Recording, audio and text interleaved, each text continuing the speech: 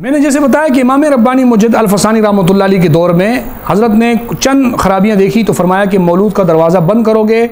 تو ہی ابو الہوس لوگ ان کاموں سے روکیں گے، اگر آپ نے مولود کا دروازہ بند نہیں کیا تو ابو الہوس لوگ باز نہیں آئیں گے، سلسلہ چلتا رہے گا۔ پھر یہی ہوا کہ کچھ ابو الہوس لوگوں نے اس سلسلے کو جاری رکھا۔ احمد رضا کے زمانہ جو کہ آج سے مرے ہوئے بھی ان کو 100 سال سے زیادہ عرصہ ہوا احمد رضا کو، احمد رضا کے زمانے میں یہ مولود کہاں جا پہنچا تھا، خود انہوں نے اپنی کتاب فتاوی رضویہ کے اندر وہ مسائل کا جواب دیا ہے۔ اس میں آپ سائل کا سوال سنیں گے تو آپ کو پتہ چل جائے گا کہ وہ سائل مولود میں کیا کچھ دیکھ کر احمد رضا خان کو اس کا مشاہدہ بتا رہے تھے کہ مولود کہاں پہنچ چکا تھا، کہ مولود میں کس طرح شرکی اشعار پڑھے جاتے تھے۔ میرے پاس فتاوی رضویہ ہے، اس کی جلد 15 صفحہ نمبر 298 کے بعد آپ دیکھتے جائیں، آپ کو سب یہ ملے گا کہ ایک شخص رامپور سے سوال بھیج رہا ہے 1337 میں 1337 میں، آج سے 100 سال پہلے ایک شخص سائل سوال بھیج کر احمد رضا سے پوچھتا ہے کیا فرماتے ہیں علماء دین اس مسئلے میں۔ اکثر میلاد خواہ مجلس میلاد شریف میں مفصلہ تحت مضامین کی نظم یا نثر پڑھتے ہیں۔ وہ کہتے ہیں اکثر میلاد خواہ میلادوں میں یہ نظمیں پڑھتے ہیں کہ شب وصل خدا نے نبی سے کہا تو اور نہیں میں اور نہیں، میم کی چادر مکھ پہ ڈالے احمد بن کر آیا، پہلا یہ۔ دوسرا، شب وصل خدا نے نبی سے کہا تو اور نہیں میں اور نہیں، ہے میم کا پردہ کیا پردہ تو اور نہیں میں اور نہیں، کہیں لیلا بنا کہیں مجنوں کہیں شیریں بنا کہیں فرہاد، ہے میم کا پردہ کیا پردہ تو اور نہیں میں اور نہیں۔ پھر چوتھے میں کہا کہتا ہے یہ تجھ سے خدا، دل میں نہ رکھ اپنی خودی، تیرے نگیں طبع پر میری حقیقت ہے خودی، جب عین وحدت کی صفت خاص اپنی میں نے تجھ کو دی، من تو شدی تو من شدی، من تن شدی تو جان شدی، تا کس نہ گوید بعد عظیم من دیگرم تو دیگری۔ اسی طریقے سے 5 نمبر پہ کہا 63 برس خدا مکہ اور مدینہ کی گلیوں میں پھرا، کسی نے نہ پہچانا۔ 6 نمبر پہ کہا محمد نے خدائی کی، خدا نے مصطفیٰ کی، کوئی سمجھے تو کیا سمجھے، کوئی جانے تو کیا جانے۔ اسی طریقے سے آگے چل کر 7 نمبر پہ اس سائل پوچھتا ہے کہ جناب ایک روز حضرت جبرائیل علیہ السلام حضور سرور کائنات صلی اللہ علیہ وسلم کی خدمت میں حاضر ہوئے۔ حضرت صلی اللہ علیہ وسلم نے فرمایا اے اخی تم کو اپنے مقام سے یہاں تک آنے میں کتنا وقفہ ہوتا ہے؟ عرض کیا حضور دستار مبارک کا پیج تمام نہیں فرمائیں۔ یہ اس طرح کے میلاد میں، اکثر میلاد میں سائل کہتا ہے کہ میلاد خواہ یہ کر رہے ہیں۔ خود احمد رضا خان نے ان کا نمبر وار ایک ایک کا جواب دیا ہے۔ کہا پہلے والا جو بات تھی میم کی چادر مکھ پہ ڈالے احمد بن کر آیا، وہ کہتے ہیں بے شک عوام کا ایسا بکنا سری کلمہ کفر ہے، یعنی اکثر میلاد خواہ یہ اشعار پڑھ کے کفر کر رہے ہیں، یہ میلاد کے اندر ہو رہا ہے۔ اسی طریقے سے آگے چل کر جو دوسرے سوال پر بھی کہا کہ دوسرا جو شعر انہوں نے پڑھا تھا، کہا کہ یہ اللہ عز و جل پر افتراء ہے اور اس کا ظاہر کفر ہے۔ تیسرے والے کے جواب میں کہا کہ یہ بظاہر کفر ہے اور اس کا مقلد زندیق ہے۔ اور چوتھے والے پہ بھی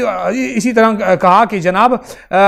یہ شعر کچھ اور تھا، اس کو نبی کی طرف اور اللہ کی طرف لے جانا یہ سری کفر و ارتداد ہے، وہاں پر بھی یہ کہا۔ یوں یہ احمد رضا خان نے فتوے لگائے اور بتایا کہ میلاد میں یہ غلط ہو رہا ہے۔ ایک اور مسئلہ آگے، مسئلہ نمبر 59 میں، یہ بھی 1337 میں پوچھا جا رہا ہے احمد رضا سے، کیا کہ اکثر میلاد خواہ میلاد شریف میں اس نظم کو پڑھتے ہیں، یہاں بھی اکثر ہیں، اٹھا کر میم کا پردہ سب الا اللہ کہتے ہیں، احد میں میم کو ضم کر کے صلی اللہ کہتے ہیں، ظہور ہو کہ دنیا میں یہ فرمانا کہ بندہ ہوں تو سب ناسوت میں حضرت رسول اللہ کہتے ہیں، ہوئے ممکن سے جب واجب نبی ملکوت میں پہنچے وہاں سب دیکھ احمد کو ظہور اللہ کہتے ہیں۔ یہ شعر انہوں نے لکھ کر بھیجا تو احمد رضا کہتے ہیں الجواب، ان اشعار کا پڑھنا حرام حرام سخت حرام ہے، ان میں بعض کلمہ کفریہ ہے۔ یہ کلمہ کفریہ اکثر میلاد خواہ کر رہے تھے۔ سائل نے پوچھا، احمد رضا نے اس پر جواب دیا، تفصیل سے آپ یہاں خود پڑھ سکتے ہیں۔ ایک اور اسی طریقے سے سوال آیا احمد رضا خان کا کہ جناب یہ شعر عام طور پر حضور صلی اللہ علیہ وسلم کی محفل میلاد میں پڑھنا درست ہے یا نہیں؟ کیا شعر ہے؟ ہمارے سرور عالم کا رتبہ کوئی کیا جانے، خدا سے ملنا چاہے تو محمد کو خدا جانے۔ احمد رضا کہتا ہے اس شعر کا ظاہر سری کفر ہے۔ اور اسی طریقے سے آگے آپ سوالات پڑھتے جائیں گے تو آپ کو بہت سارے سوالات ملیں گے جس میں یہ چیزیں موجود ہوں گی کہ احمد رضا خان نے ان اشعاروں کو جو میلادوں میں پڑھے جاتے تھے، احمد رضا نے کہا کہ سائل کہتے ہیں اکثر میلاد خواہ یہ پڑھ رہے ہیں، وہ اپنے علاقوں کے حال بتا رہے ہیں، اور احمد رضا کہتا ہے یہ کفر ہے، سری کفر ہے۔ گویا امام ربانی رحمہ اللہ جن برائیوں کو اپنے وقت میں یہ کہہ کر رد کرنا چاہ رہے تھے کہ جب تک مولود کا دروازہ بند نہیں کرو گے ابو الہوس لوگ اپنی برائیوں سے باز نہیں آئیں گے، تھوڑا سا جائز کرو گے لوگ زیادہ کرنے لگ جائیں گے۔ اہل بدعت نے اس کام کو جاری رکھنے کی کوشش کی، نتیجہ بینجا رسید کہ احمد رضا خان نے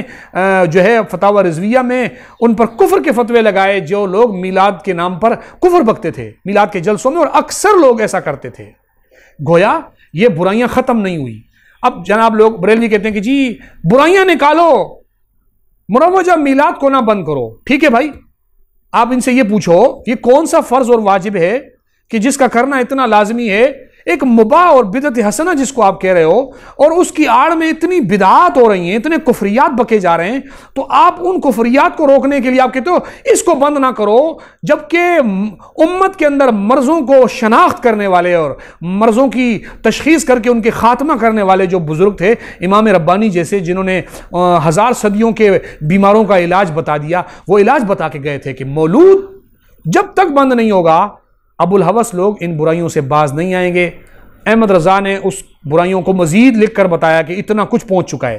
اور انشاءاللہ میں اگلی ویڈیو میں آپ کو بتاؤں گا کہ اب احمد رضا کو مرے ہوئے 100 سال ہو گئے ہیں، گویا امام ربانی کو 5 صدیاں گزر گئی ہیں، اب میلاد کے اندر جو برائیاں ہو رہی ہیں وہ کہاں پہنچ چکی ہیں، انشاءاللہ میں آپ کو وہ بھی بتاؤں گا۔ تو آپ خود اندازہ لگا لیں گے کہ اگر امام ربانی کے اس فیصلے پر عمل کر لیا جاتا تو آج یہاں تک نوبت نہ پہنچی ہوتی۔ یا باطل کو شک مفتی نجیب اللہ